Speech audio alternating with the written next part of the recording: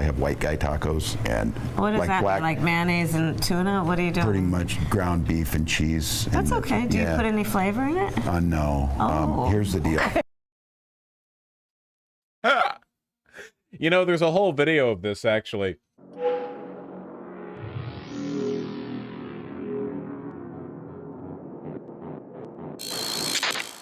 This just came out earlier today. I guess this is kind of like a, this is meant to be an accompaniment of the weird attack angle, where Tim Walz and Kamala Harris are like, well, look at how normal we are.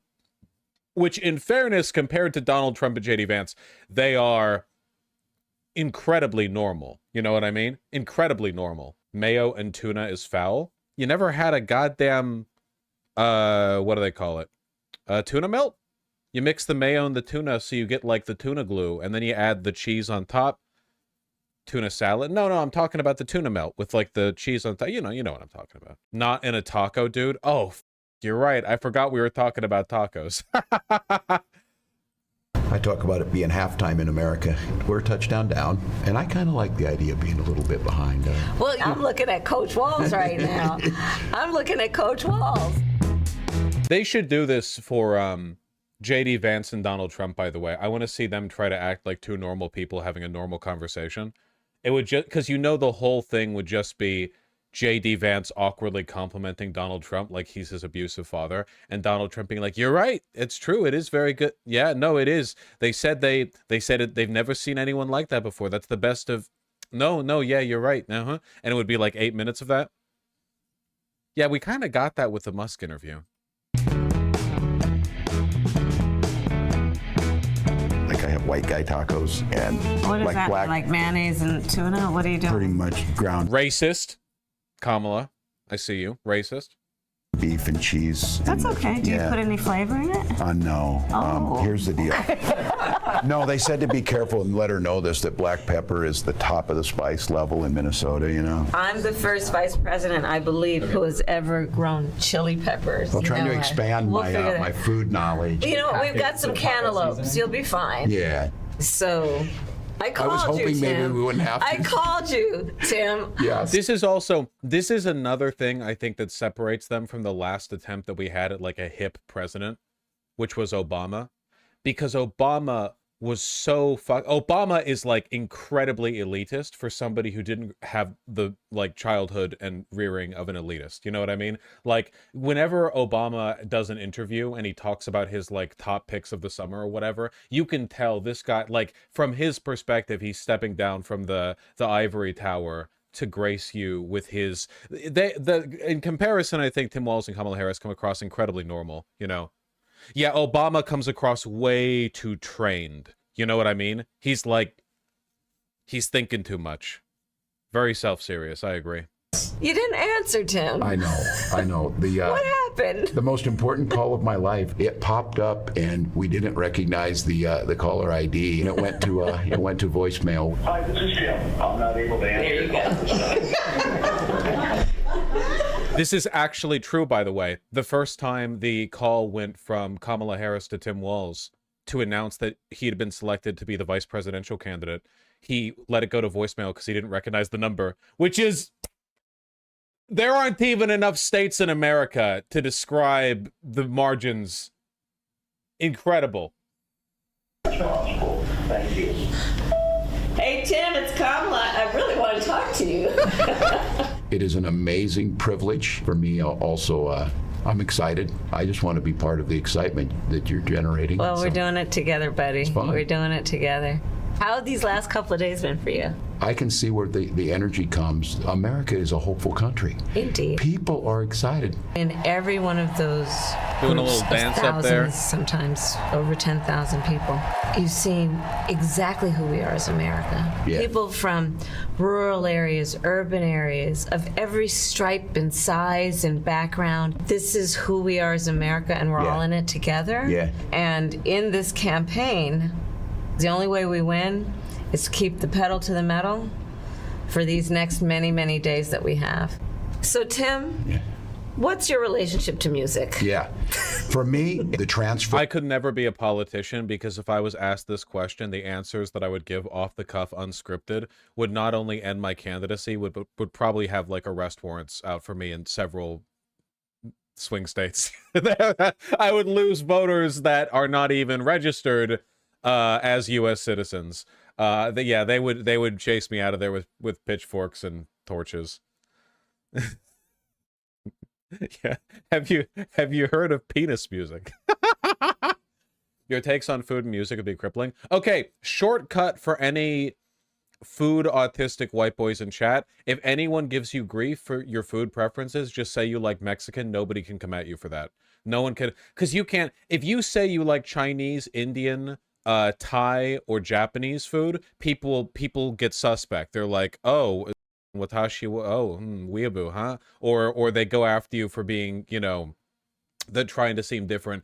If you say American food, they know you don't know what you're talking about because that doesn't mean anything. If you say like French food, they know you're bullshitting. You know, like you have to be careful. If you say something like soul food or Creole, you then have to answer follow-up questions that as a white person you might struggle with a little bit. Anything in that area, any Caribbean, Cuban, anything like that, you're inviting difficult inquiry.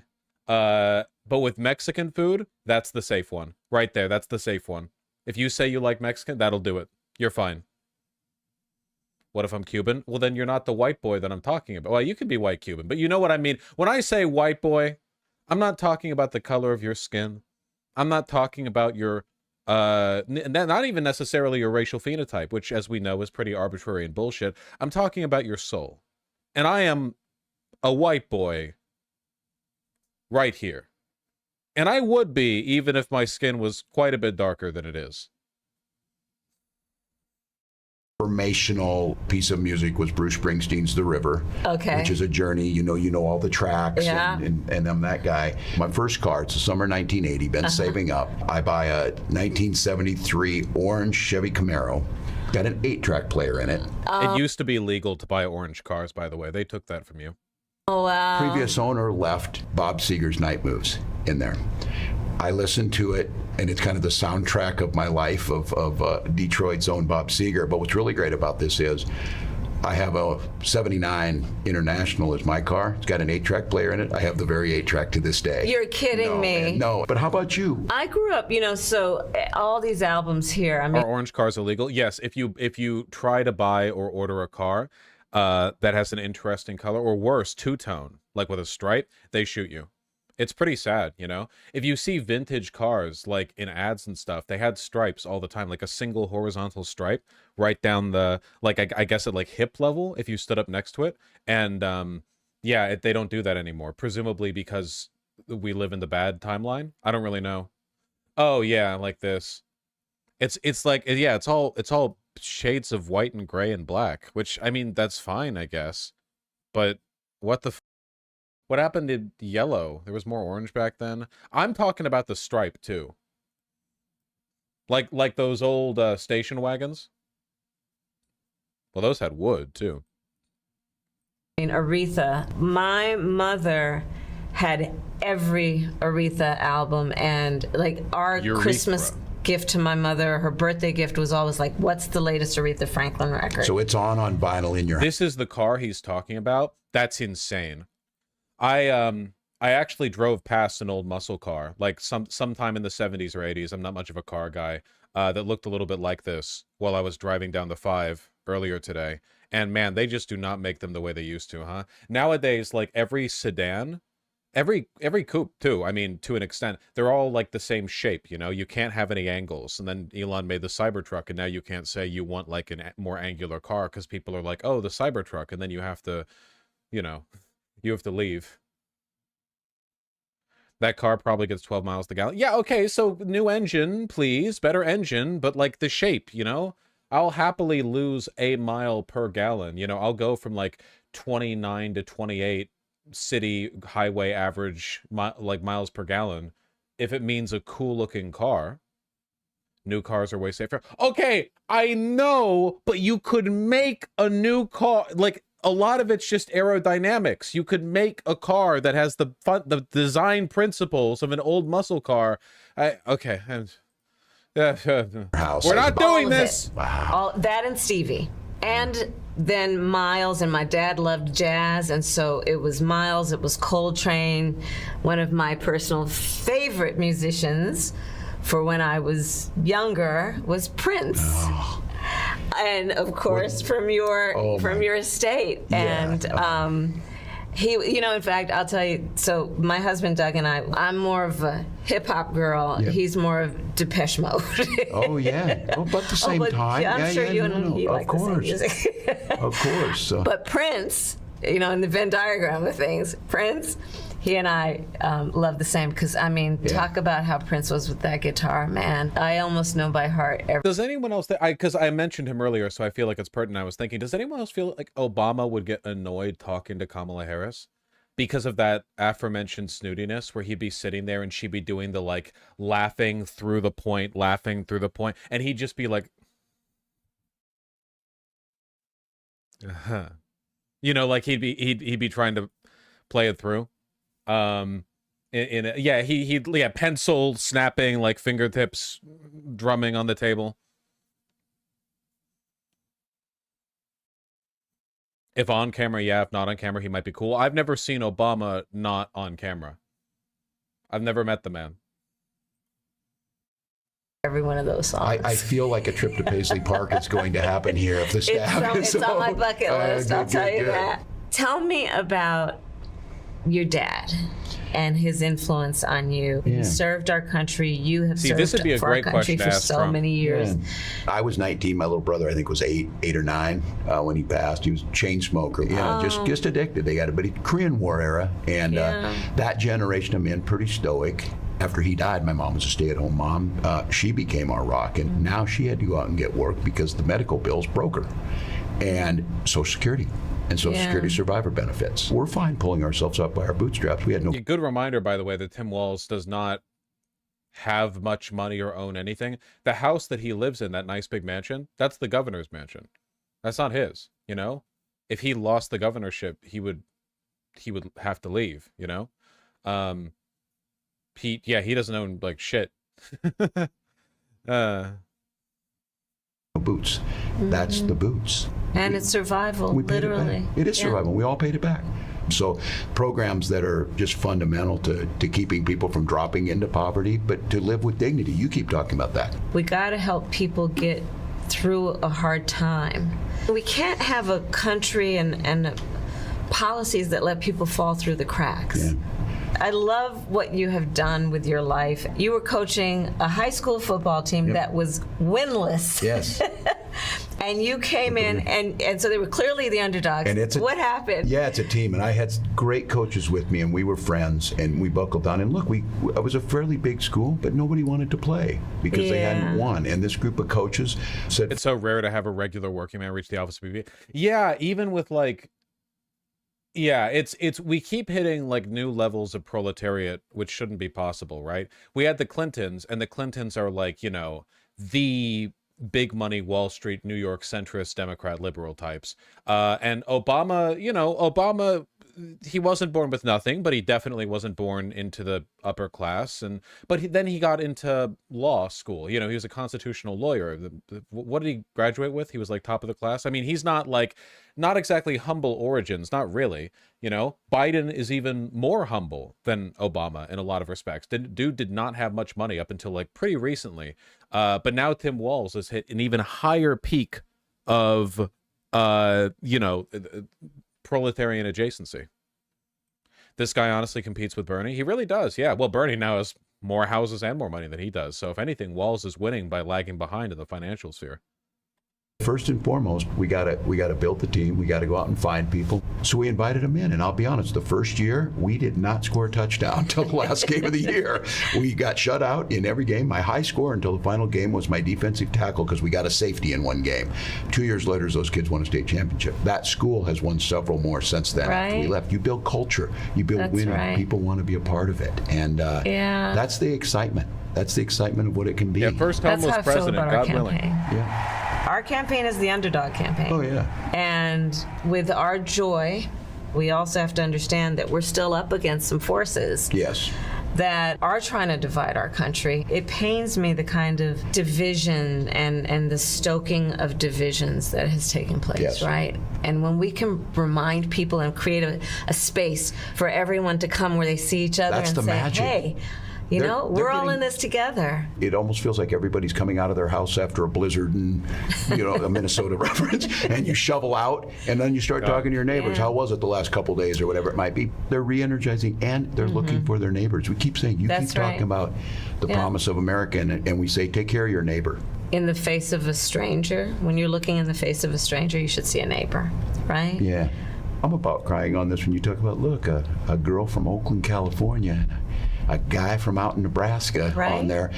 And the number of people I watch just kind of nod and break into a smile, this exploiting the differences, it can't last. I talk about it being halftime in America. We're a touchdown down because a lot of folks, it's easier to tear things down. You know, obviously these two are particularly mirthful, and we've said many times before, like, they're still politicians. They're going to disappoint us. Obviously, right? But I do think it's very noteworthy, not only that they're able to present in this way, which there is, like, obviously a great degree of authenticity underneath presenting in this way.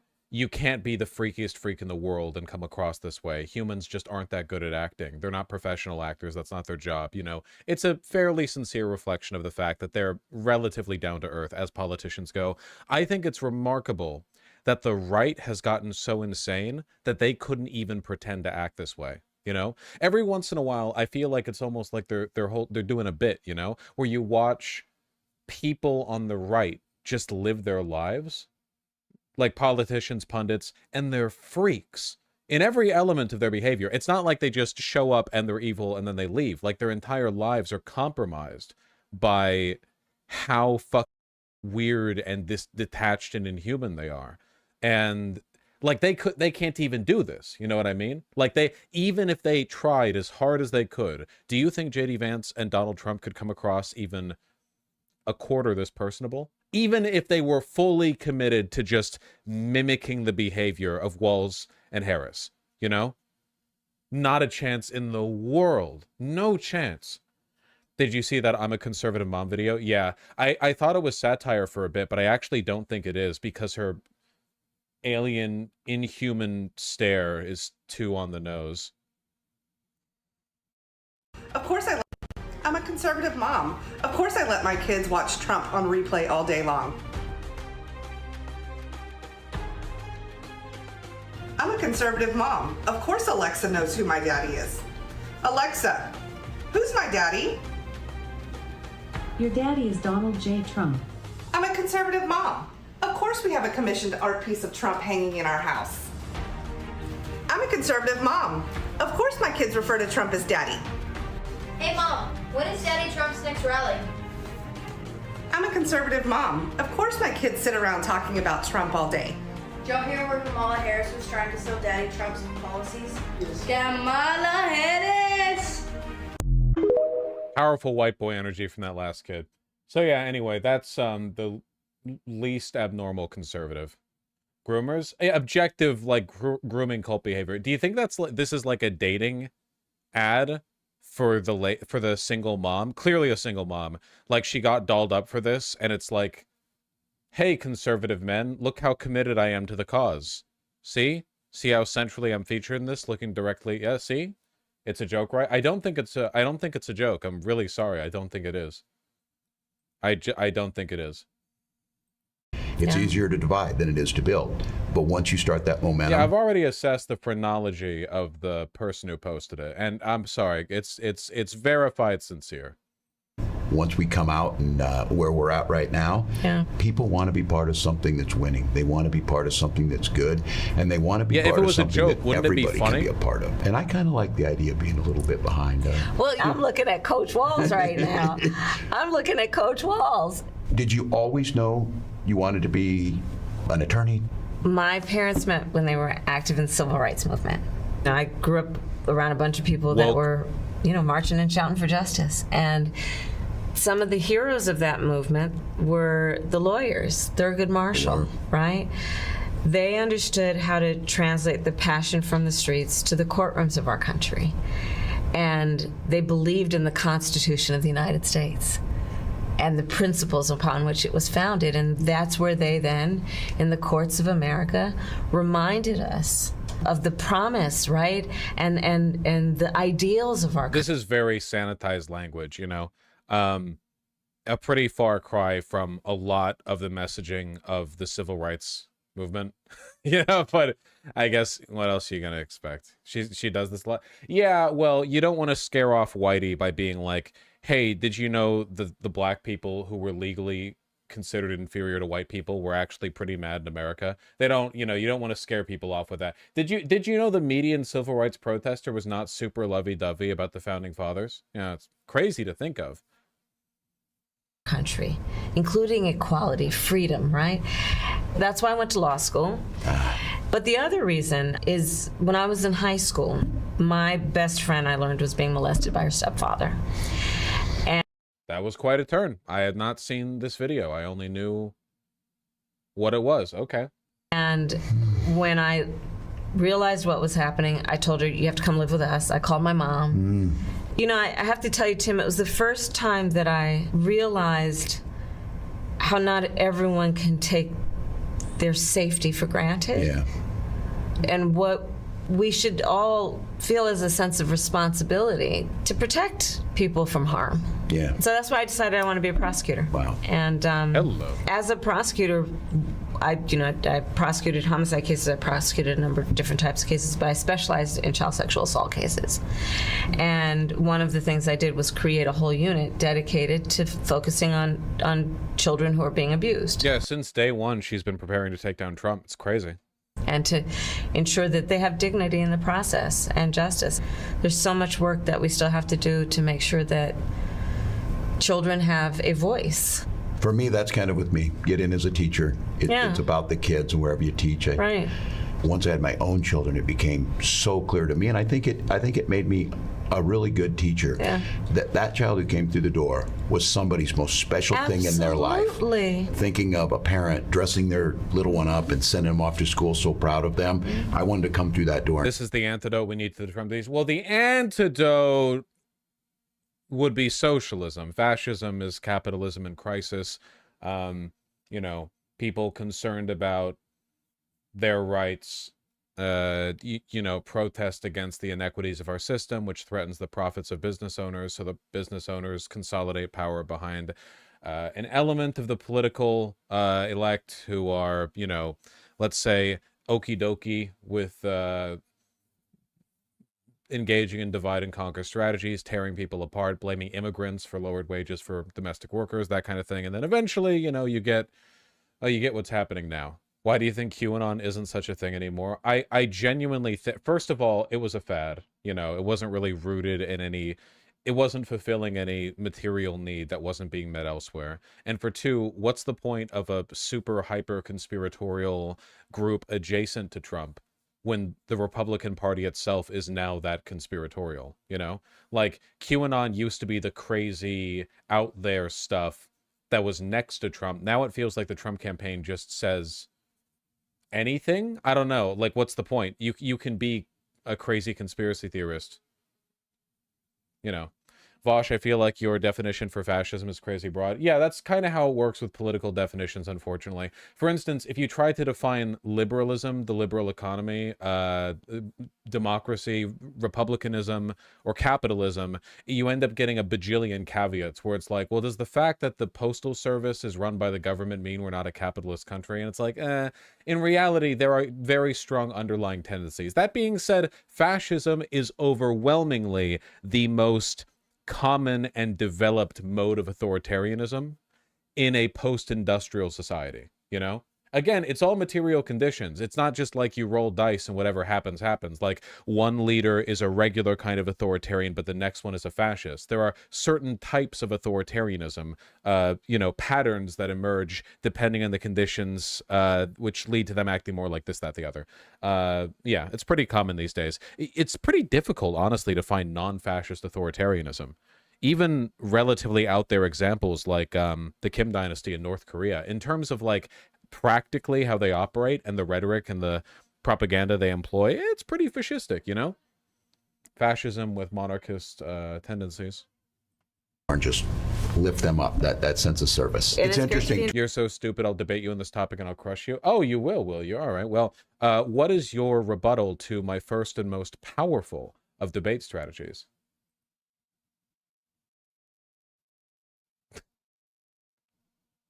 Faltering at the first hurdle. Man, you hate to see it. Two different parts of the country, two different lived experiences, but all coming to that same goal of everybody Yeah. getting a fair shot. Well, you know, I have to tell you, Tim, even though you and I grew up in different parts of the country, you remind me of the people I grew up with. Hardworking folks, plain speaking, Yeah. people who know the difference between right and wrong. Yep. And care, love thy neighbor Debaters in hate the this most tactic. They do. authentic and true way. Yeah. Those are the folks I grew up with, and I know that's who you are, and I'm so glad we're doing this Well, together. I'm proud to be with you. I enjoyed this piece of political propaganda, you know? And I hope you did too. Really, though, it is meant to be an accompaniment to the whole weird thing. It makes me wonder, if Tim Walz hadn't pioneered that line of attack, I wonder how different this ticket would be. I mean, if he would even be selected to begin with. Yes, we love our Midwestern men. We actually don't. We like this one specifically, at least. Walz is sort of driving it in a way. He is. He's doing good.